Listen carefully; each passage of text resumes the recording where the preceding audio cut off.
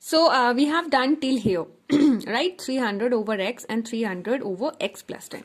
Now see, in the question it is written that each would have received one apple less. Now, one apple less.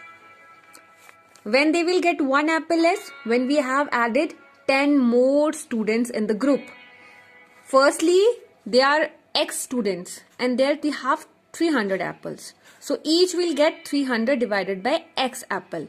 That whatever the value will come. X we don't know, so we don't know that how many apples will received by one student. So 300 over x.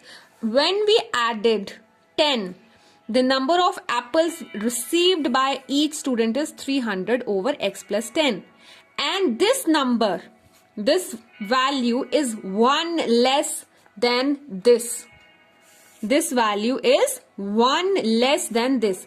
If suppose they are getting, each student will get 5 apples. Okay, suppose after dividing and after calculating and we have x value and each student will get 5 apples.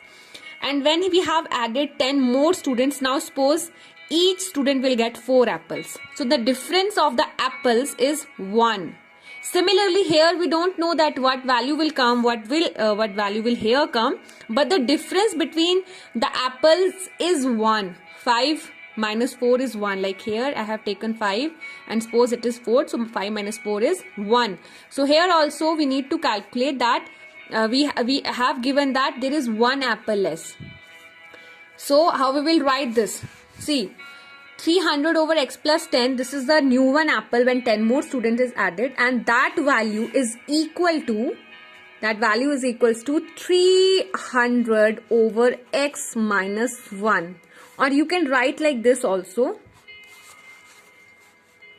300 over x means 5. Here I have taken 5.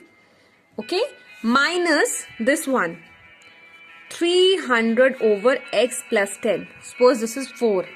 So 5 minus 4 is equals to 1. So you can write in both the base and both are the similar one. Okay. So now let's solve this. We have our equation. Now only the work that left is to solve this equation. As you know, here I have x in the denominator. Here I have x plus 10 in the denominator. So we need to take the LCM and it comes x multiply x plus 10.